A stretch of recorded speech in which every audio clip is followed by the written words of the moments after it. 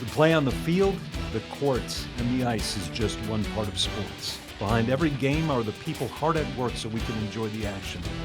They're the owners, administrators, agents, broadcasters, and promoters who bring the games to life. Meet them when you go behind the game with Patrick Klinger and Bill Robertson.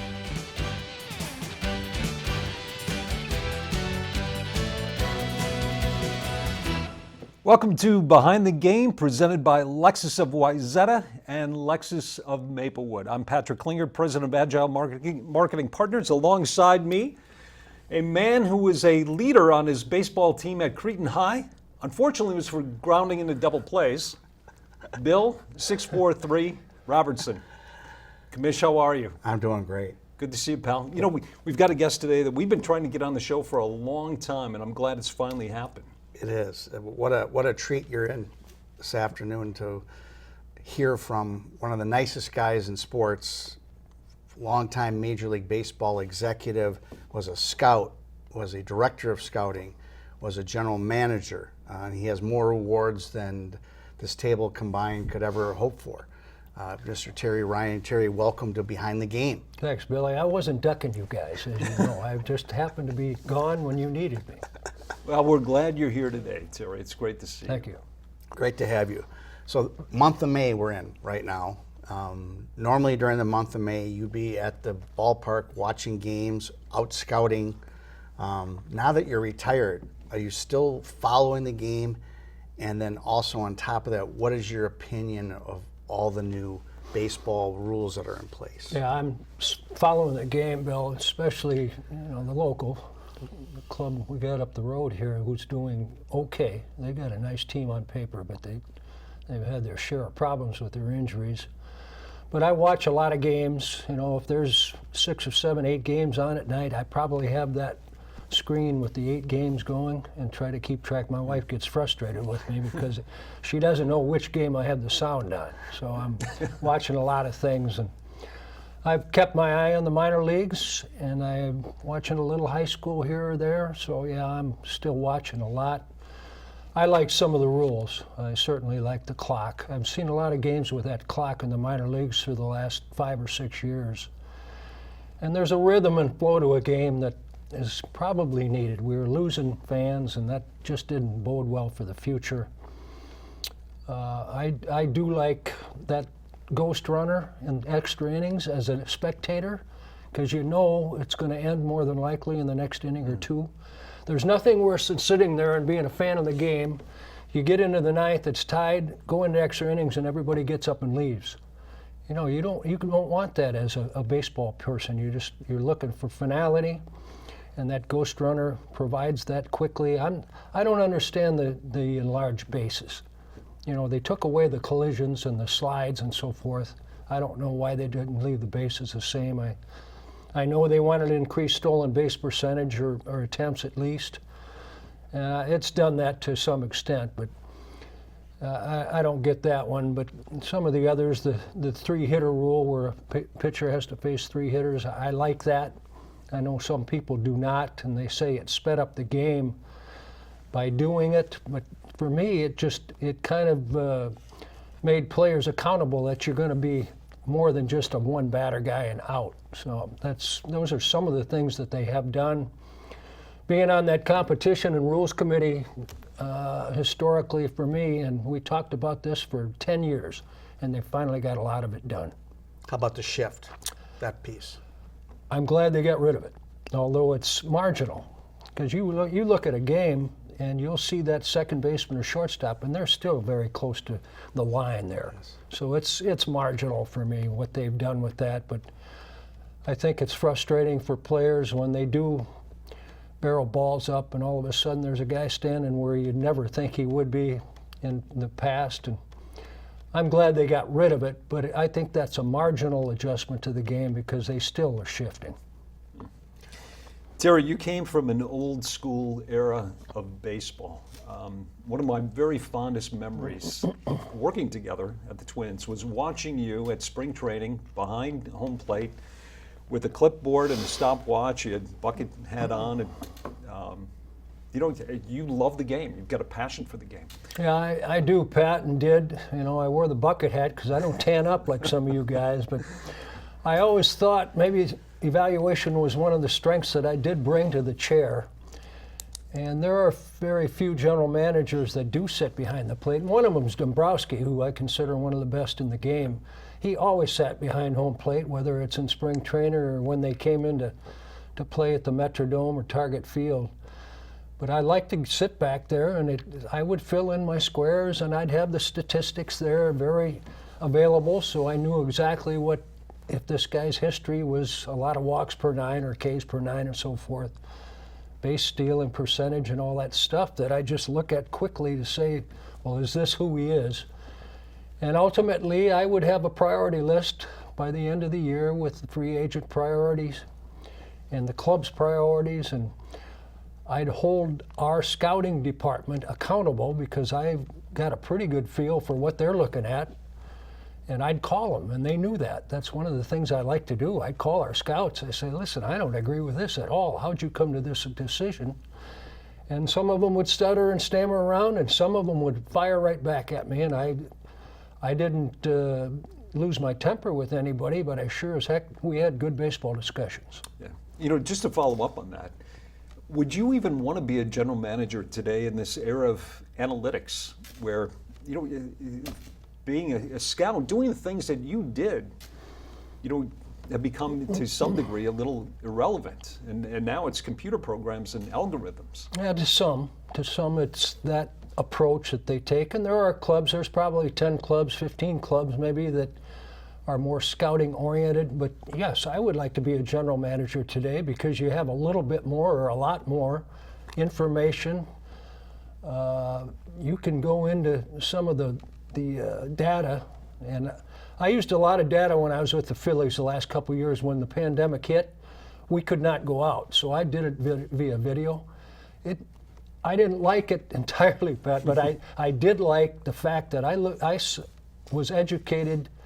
By the time that COVID expired, I looked at that a lot more as a scout than I did previous, and certainly on video.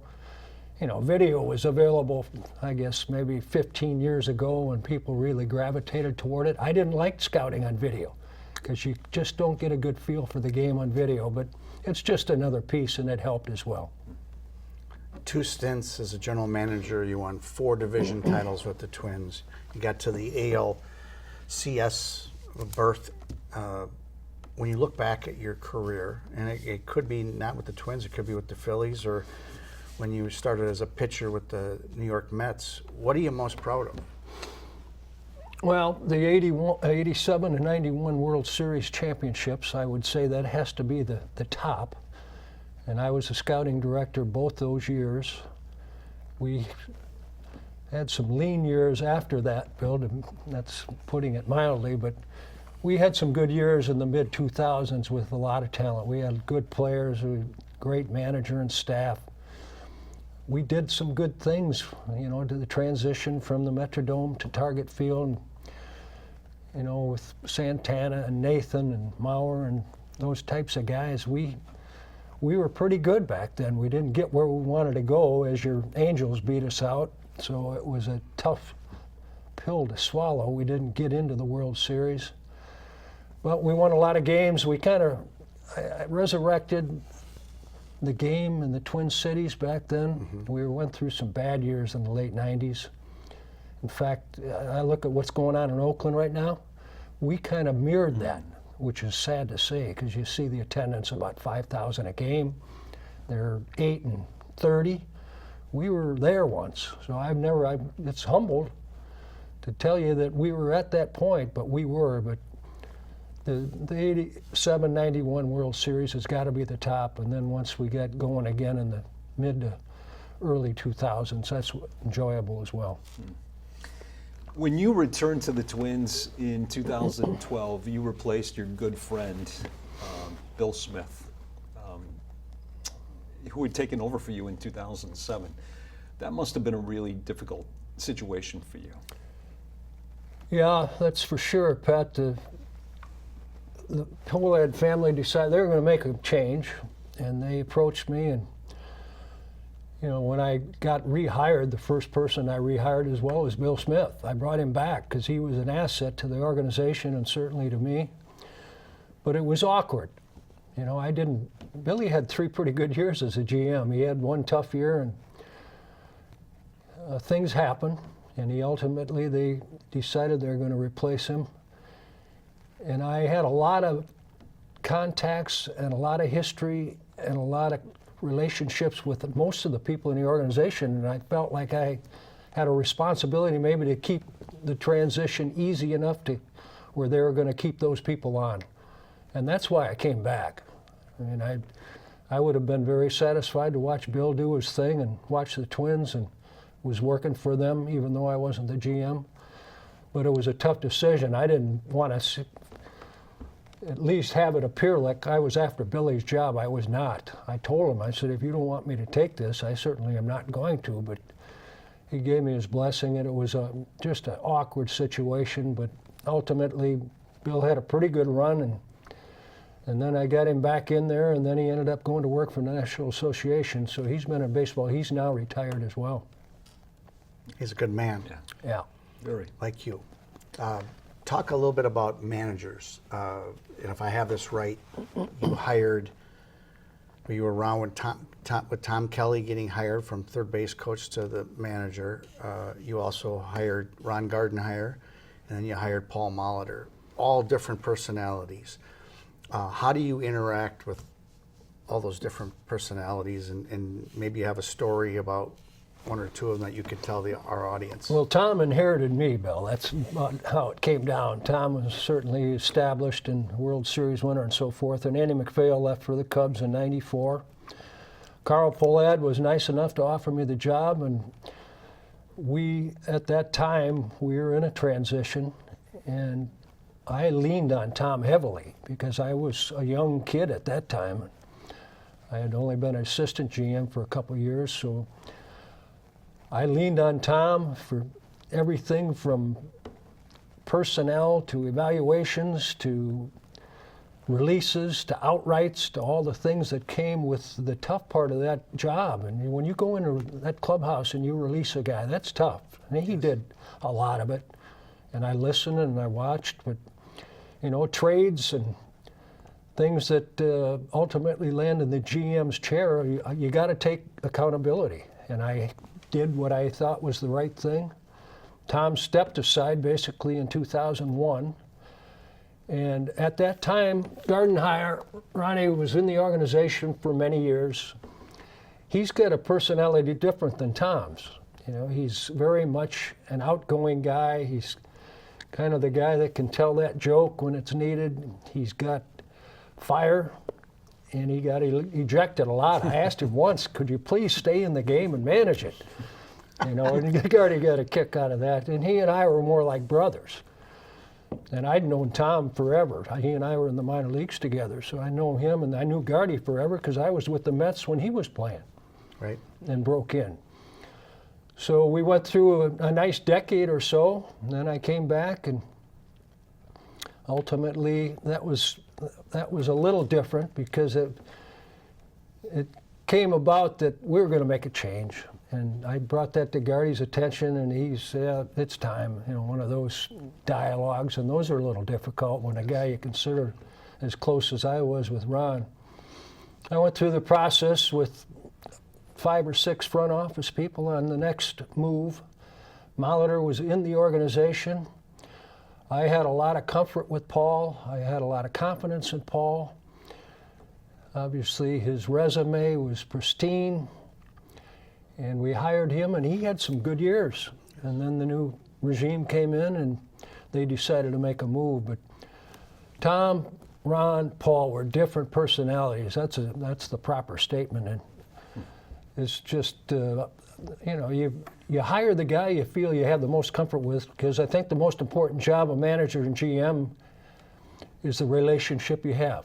If you don't get along with your manager, or the manager doesn't get along with you, it isn't going to work. And that's like a GM and ownership. If you don't get along with ownership and you're the GM, that isn't going to work. So I hired with the blessing of Jim Pohlad and the Pohlad family, and everybody was on board. Terry, you mentioned difficult conversations. As a general manager, you had the responsibility of sometimes telling players that they weren't good enough to play at the big league level, that they'd been traded, they didn't make the team. How did you approach those conversations, knowing that sometimes you were telling a young man that his dream was over? The easiest way or the best way is honesty and straightforward.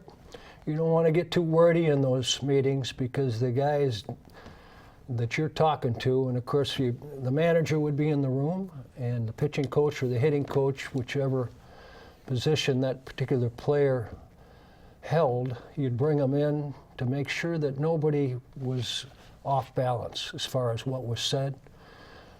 More often than not, Tom or Gardy or Paul would do the initial talk, and then I'd have to jump in later on to say, all right, we're sending you back to Rochester, or we're sending you to Edmonton, or wherever AAA club was, Salt Lake at the time.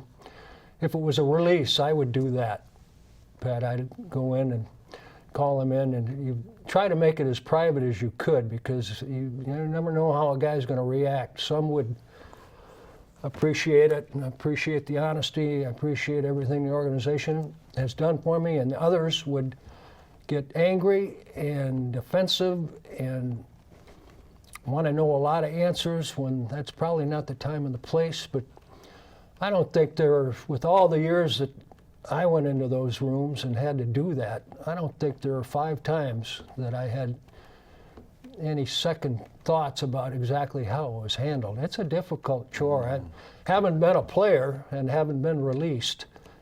I always felt bad when I had to go in there because I know how it felt. Man, that's a terrible feeling. In essence, you're getting fired. General manager, anybody that works in professional sports deals on the team level with wins and losses. How did you cope at the end of the day as in the general manager's chair, cope with the victories and the defeats? Must have been agonizing at times. Yeah, it certainly was. It's, those walk-offs are the ones that really hurt, because you're leading and all of a sudden in the 9th inning you get walked off. Man, those are tough to take. But by the time you get home, you try to leave that at the ballpark. There's nothing worse than your family taking the brunt of that when you go home and you're miserable and they don't want to be around you and you don't want to be around them maybe. But I wasn't good at losing, and we did our share of that, unfortunately. But I also knew there were other circumstances depending on where you were as an organization. In the mid-'90s, we were in transition. We had, I don't know, our payroll was somewhere around $15 to $20 million maybe. And then all of a sudden you get to Target Field and you get up and you got $50, $60, $70 million and you're expected to win, and you've got a chance to go shop in the free agent market. That's a little different scenario. Now the payrolls are up there in the 150 million mark, and there's a lot more social media, and there's a lot more people that know a lot of things about your minor league system, who you're drafting and scouting. So there's a lot of experts that certainly are going to give you some advice, which I had my share of that too. But I was respectful about any way, shape, or form. I was more concerned about how the dugout and clubhouse would handle wins and losses. You like to see celebrations, you like to see people have a good time, but you also, when you lose, you like to see people be accountable and realize that this is big business, this is the sport, this is what you've chosen to do. I didn't want any parties on the airplane on a loss. I didn't want any parties in the clubhouse. I want them to make sure that they really knew that, all right, we got to bounce back tomorrow. And that's what I appreciate about the managers. I didn't have to go down there much. They took care of the clubhouse. They took care of the dugout. Nowadays I keep hearing about people get lineups from upstairs. Yes. You didn't have to worry about that with the Minnesota Twins. Just a follow-up to that. When you went home at night, you alluded to this a little bit, or you're traveling to the next city. How did you? I'd just be very curious as a sports-minded person, how you compartmentalized, that piece, and you didn't take it out on the front desk at the hotel or your wife or your kids. And I know you didn't do that. You're a professional person, but how did you acquire that ability to do that? Because that's not easy. Well, I think as a player, you understand, and especially when you got 162 games to worry about. I'm not a volatile person in any way, shape, or form. I don't kick the trash can through the office wall or stuff like that. Never have, and I never would. But I think as a player, you realize that you're going to win, you're going to lose some, and ultimately, if you've got talent, you're probably going to win more than you lose. So after a game, if we lost, I'd stay in that office for quite a while and look at the minor league scores and the evaluations and what's submitted to me as a GM about what went on in our 4 or 5 or 6 affiliates.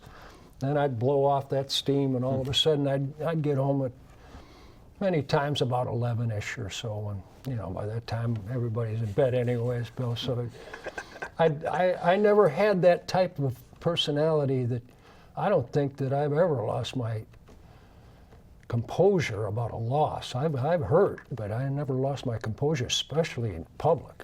There were people that could see through those Metrodome windows where my office was, and sometimes I'd get an orange or something thrown up the window, and I'd try to keep a sane look at least. But, there are certain ways to handle it, and just, the phone calls would come the next day. Nowadays they send emails and texts. Yes. The phone calls used to come, and I'd take some of them, but pretty soon they were habitual. I'd get the same people every day after a loss, and that's how I put him on. It became it's almost like I was talking to my uncle, for God's sakes. I talk to him every day. You got to have a sense of humor absolutely. in this business as well. On that point, Terry, sports fans love to complain. They love to second guess, right? How did you handle the attacks that inevitably came your way, and did they affect your family? You're a family man. You've got a couple of kids. You've got a beautiful wife. How did they handle it? My wife's a little sensitive because she didn't like to see some of the things that, I'd get letters, and once in a while I'd show her a little bit of this is what it's all about here. You got to be accountable, and I usually responded to the letters, and I usually responded to the calls, and I think people appreciated that. I had many people say, geez, I never thought I'd hear back from you. Well, I called a couple people. They left a voicemail, and it was terrible. And I said, okay, I'm going to give me this guy's number or woman's number. And some of them were players' relatives. So I call them and try to explain my side of the story. Finally, they'd say, I appreciate you reaching out. And I found that to maybe be the best response instead of letting that bother me so much. But my kids, they were quite young as I went through most of my career. My wife, when we were losing a lot, I felt bad for her because she just, it's tough to go out in public and people know you're the general manager's wife. What are you going to do? You can't fight the fight. That's my business. But she's a very good baseball wife. But it gets tough. And then it turned around, and all of a sudden we're getting all this adulation. When we started winning, we turned it around, and things were fantastic. Well, we didn't change our spots any. We tried to be the same when we were winning as we were when we were losing. You've always had a reputation as a man of high integrity, and that's well deserved, knowing you for all these years.